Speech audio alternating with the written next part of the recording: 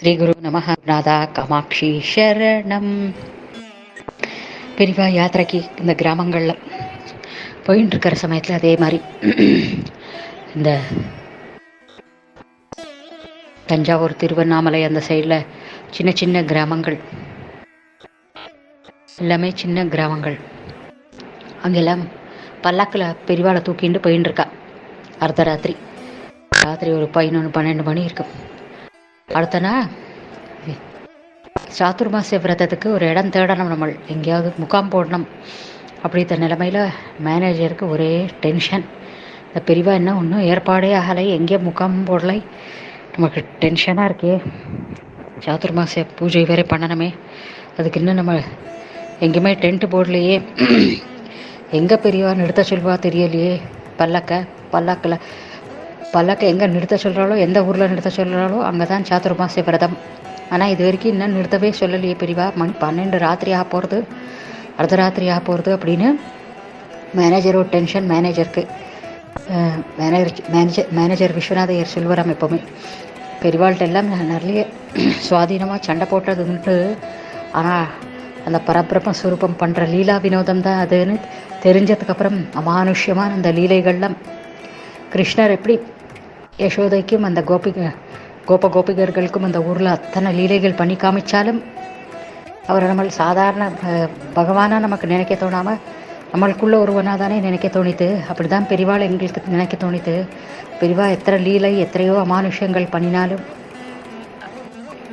எங்களுக்கு பெரியவாளை மடத்தோடு அதிபதியாக தான் நாங்கள் நினச்சி எங்கள் கஷ்டங்கள்லாம் சொல்லிகிட்டு இருந்தோம். அப்படி பெரியவாள்கிட்ட பல தடவை சுவாதீனமாக நான் சண்டை போட்டதுண்டு அப்படின்னு விஸ்வநாதையர் மடத்து மேனேஜர் சொல்வார் எப்போவுமே. அப்போது அவருக்கு ஒரே டென்ஷன் இந்த சமயத்தில். சாதுர்மாச விரதத்துக்கு பெரியவா இன்னும் எந்த இடம்னு சொல்லலையேன்னு. அப்போது ஒரு 2 வழி போகும் பாதை ஒரு இடத்துல வருது. இந்த சைடு ஒரு ஊர், இந்த சைடு ஒரு ஊர். அந்த இடத்துல இப்படி நிற்க சொல்கிறா பெரியவா. டக் டக் அந்த மேனா கதவை அப்படி தட்டுவா. அப்போது பெரியவா உத்தரவாருதுன்னு சொன்னோன்னே பெரியவா கேட்குறா, இப்படி போனால் எந்த ஊர் கேளே அப்படின்னு சொல்கிறா பெரியவா. அப்போது இந்த மேனேஜருக்கா ஒரே கோபமாக வருது. ஏன்னா யாருமே இல்லை, அப்போ எல்லாம் பேர் பலகை கூட இருக்காது போல் இருக்கு. இது இந்த ஊர் அந்த ஊர்னு இப்போ எல்லாம் போர்டு போட்டு வச்சுருப்பா. 50s 60s போர்டு கூட இருக்கலை போல் இருக்கு. ரொம்ப சின்ன சின்ன கிராமங்கள். அப்போது என்னடாப்பா எந்த ஊருக்கு போகிறோம்னே தெரியலையே, தெரியாமல் போயின்னு இருக்கோம் அப்படின்னு நினச்சிட்டு இருக்கும்போது 2 பேர் பேசிட்டு வர சத்தம் கேட்கறது. யாருன்னு நல்ல வேலை யாரோ வரா அப்படின்னு நினச்சிட்டு பார்த்தா 2 ஆசாமிகள் தலையில் முண்டாசோட பேசிட்டு வரா இந்த அர்த்தராத்திரி வேலையில். இவளை பார்த்ததுமே, சாமி என்ன சாமி, என்ன இப்படி வந்திருக்கேன்னு. இல்லை, இங்கே குருவை நாங்கள் கூட்டின்னு போயிட்டுருக்கோம், இப்படி நாங்கள் இது எந்த ஊர்னு சொன்னேன்னா நல்லாயிருக்கும் அப்படின்னு சொன்னோன்னே அந்த 2 ஆசாமிகள் சொல்கிற, இந்த ஊருக்கு போனால் இப்படி போகலாங்க, இந்த ஊரில் இந்த ஊருக்கும் போகலாம், திருவண்ணாமலையோட குக்கிராமங்கள் இது. அந்த கிராமத்தோட பேர் எனக்கு ஞாபகம் இல்லை இப்போ கூட. நேற்று நான் யோசிச்சுட்டு இருந்தேன்னு வந்தது, இந்த ஞாபகமே இல்லை. இந்த சைடு போனால் அந்த கிராமங்க, அந்த சைடு போனால் அந்த கிராமம், நீங்கள் எப்படி போகிறீங்களோ உங்களுக்கு எப்படி வசதியோ போங்க அப்படின்னு சொல்லி அந்த 2 பேரும் கிளம்பி போயிடுறேன். இந்த மேனேஜருக்கு அப்பாடான்னு தோணுறது. பெரியவா எந்த கிராமத்துக்கு போனாலும் சரி, அங்கே தான் சாதுர்மாச விரதம் அப்படின்னு அவருக்கு மனசில் நிம்மதியாகுது. இப்போ பெரியவா என்ன செய்கிறா, இந்த லெஃப்ட் சைடு இருக்கிற கிராமத்தை கை காட்டுறேன்.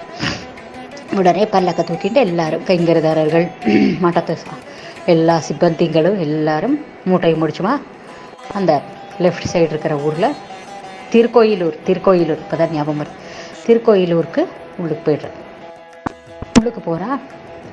அங்கே அது சின்ன கிராமம், அந்த காலத்தில் ரொம்ப சின்ன கிராமம். இப்போவே அது கிராமமாக தான் இருக்குது, இப்போ கொஞ்சம் டெவலப் ஆகிருக்குன்னா. அப்போ ரொம்ப கிராமம். அப்போ அந்த கிராமத்துக்குள்ளே போயிட்டு பல்லக்க ஒரு இடத்துல நிறுத்த சொல்கிறா பெரியவா.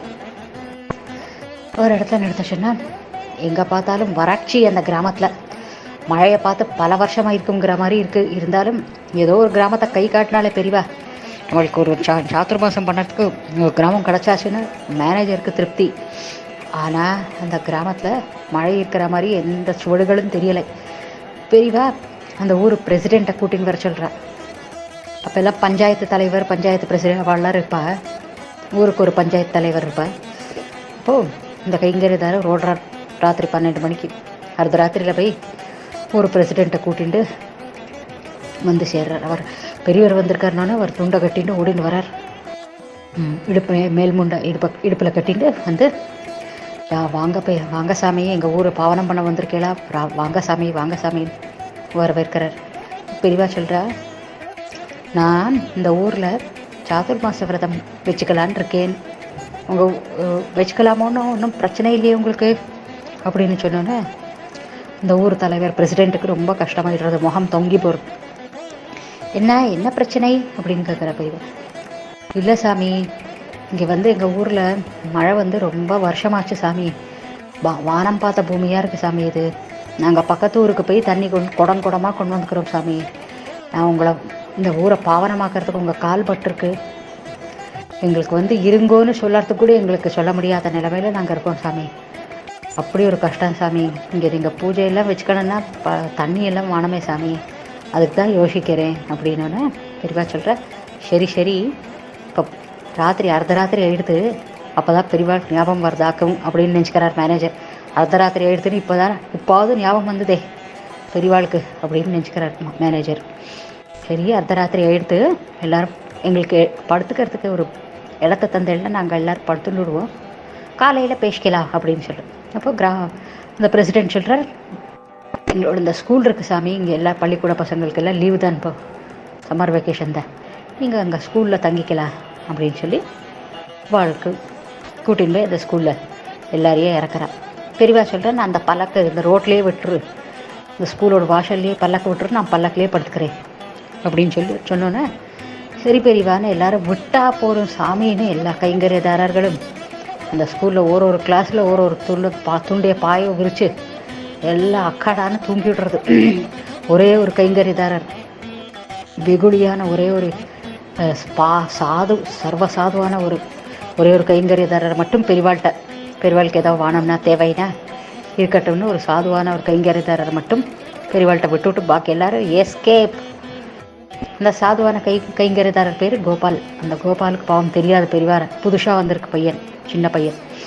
பெரியவா ராத்திரியானா தானும் தூங்க மாட்டா, யாரையும் பக்கத்தில் இருக்கிற வாலையும் தூங்க விட மாட்டான்னு அது பாவம் தெரியாமல் பெரியவாள்கிட்ட வந்து பெரியவாங்க அந்த ஸ்கூலோட வாசலில் இருக்கிற இடத்துலையே அந்த பல்லக்கை நிறுத்த சொல்லி அங்கேயே படுத்துக்கிறா, அந்த பல்லக்குள்ளேயே படுத்துன்னு விடுறா. இந்த கைங்கரியதாரர் பல்லக்கு பக்கத்தில் இருக்கிற திண்டில் அந்த நிலம் இருக்கு, கீழே இருக்கிற நிலத்தில் அந்த மேல் முண்டு விரிச்சுட்டு அப்படியே படுத்துனோன்னா பெரியவா எல்லோரும் அவள் பிளேஸ்க்கு போயிட்டா பிரசிடெண்ட் தலைவர் காலையில் பார்த்துக்கலான்னு அவரும் கிளம்பிடுறார்.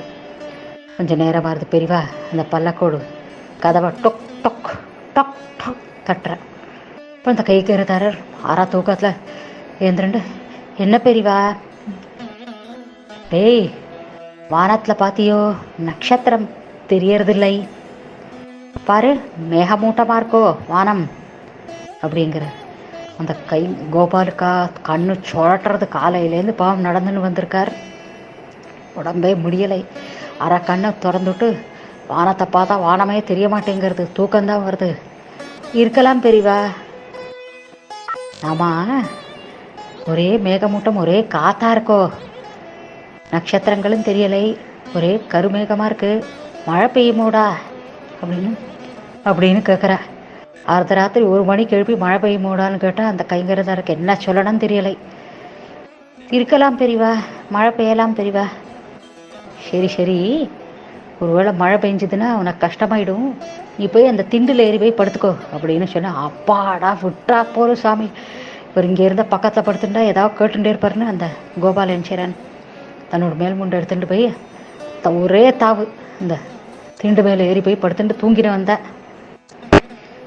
தூங்கி ஏந்திரண்டு பார்த்தா சலன்னு சத்தம்.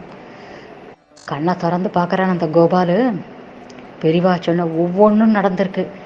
மேகமூட்டமாக இருக்கோடா, நட்சத்திரம் தெரியலையோ, மழை வருமோ, காற்று வீசுறதோ அப்படின்னு கேட்டாலே 4 கேள்வி. அதெல்லாம் நிகழ்ந்துட்டுருக்கு. கோபாலை எழுந்திருக்கும் போது வெடிஞ்சாச்சு. பெரியவாவோட பல்லக்கோட அடியில் ஃபுல்லாக தண்ணி கொட்டி தீத்திருக்கு. மழை இன்னும் கொட்டின்ண்டே இருக்கு. அப்படி கொட்டின்னு இருக்கு மழை. காற்றா அசுர காற்று வீசின்னு இருக்கு. அவர் அந்த கோபாலுக்கு கண்ணு கசக்கி கசக்கி பார்க்குற, என்னடா அது பெரியவா சொன்ன அத்தனை இங்கே நிகழ்ந்துட்டுருக்கே அப்படின்னு ஆச்சரியமாக இருக்குது. என்ன தூக்க கலக்கம் களையலை, கண்ணை கசக்கி பார்த்துட்டு இருக்காரு. தூரத்தில் அந்த ஊர் தலைவர் பிரசிடெண்ட்டு உடையம் வச்சுட்டு 4 பேர் கூட ஓடி வருது தெரியறது. நேராக ஓடி வந்து பெரியவாளோட பல்லக்கோட கதவு கிட்ட வராரு. பெரியவா பல்லக்கை திறந்து பார்க்குறா. அவ்வளோதான், அந்த பிரசிடெண்ட் அப்படியே பொத்து பொத்து பொத்து பொத்துன்னு எல்லாம் காலில் விழுறது. பெரியவா சாமி வந்துவிட்டே எங்கள் ஊர் மழை இத்தனை வருஷமாக பெய்யாத மழை இன்னைக்கு கொட்டி தீர்ந்திருக்கு. பெரியவாளோட பாதம் பட்டதும் கொட்டி தீர்த்திருக்கு மழை. இந்த மகாபாவி பெரியவாளை நான் சாத்துர்மாசம் பண்ணிக்கட்டுமான்னு கேட்டோன்னா, பெரியவா தண்ணி இல்லைன்னு உங்களை நான் மறுத்து விட்டேன் பெரியவா, அது சொன்னது தப்பாயிடுச்சு பெரியவா, நான் மன்னிச்சுங்க பெரியவா, தாராளமாக பண்ணிங்க பெரியவா, சாத்துர்மாச விரதம் எங்கள் ஊரில் தாராளமாக பண்ணிங்கோ, நீங்கள் வந்ததுனாலே எங்களோட ஊரில் இருக்கிற வறட்சி நீங்கிட்டு பெரியவா, உங்கள் பாதம் பட்டதும் இவ்வளோ வருஷம் கொட்டாத மழை நேற்றுக்கீரை ஒரு ராத்திரியில் கொட்டியிருக்கு பெரியவா, ரொம்ப சந்தோஷம் பெரியவான்ட்டு எல்லாரும் காலைல மறுபடியும் விழறா. வாழ்க்கையில் அந்த மழையை பார்த்து பல வருஷமாச்சா, அப்படி ஒரு சந்தோஷம். அப்புறம் பெரியவா அந்த ஊர்லேயே இருந்து தங்கி சாத்துர்மாச விரதம் எல்லாம் 2 மாதம் இருந்து பண்ணி போகிற வரைக்கும் மழை பெஞ்சிருக்கான். அந்த ஊரில் இனிமேல் தண்ணி கஷ்டங்கிறதுக்கு இதே இல்லை, அந்த பேச்சுக்கே இடமில்லைங்கிற மாதிரி பெரியவா ஆக்கிவிட்டு அந்த மகான் வந்தான். அந்த பாதம் பட்ட அந்த விசேஷம் அப்படி பல கிராமங்களுக்கு அது மாதிரி கும்பவிருஷ்டியாக கொட்டியிருக்கு மழை. எங்கள் தாத்தா சொல்லுவா, பெரியவா வந்து இப்படி ஒரு கிராமத்துக்கு இப்படி போய் அங்கே வறட்சியாக இருந்து வானத்தை இப்படி பார்த்தா போகிறோம், அன்னைக்கு ஃபுல்லாக கும்பவிருஷ்டியாக கூட்டுமா மழை. எங்கள் தாத்தா எப்போவுமே சொல்லுவார், இங்கே ராமையர் தாத்தா இருக்காரே, அவர் பெரியவாளுக்கு நிறைய கைங்கரியம் பண்ணியிருக்கார். அவர் எப்போவுமே சொல்லப்போ நான் கேட்டது உண்டு சின்ன வயசில். அது மாதிரி பெரியவா வந்து அப்படி ஒரு இதாக்கம் பெரியவாளுக்கு தபோசக்தி, அப்படி ஒரு தபோசக்தி இருந்தால் தான் நம்மளுக்கு அந்த பாதம் பட்ட உடனே அப்படி கொட்டி தீர்க்கும் மழை. குருநாதா காமாட்சி சரணம்.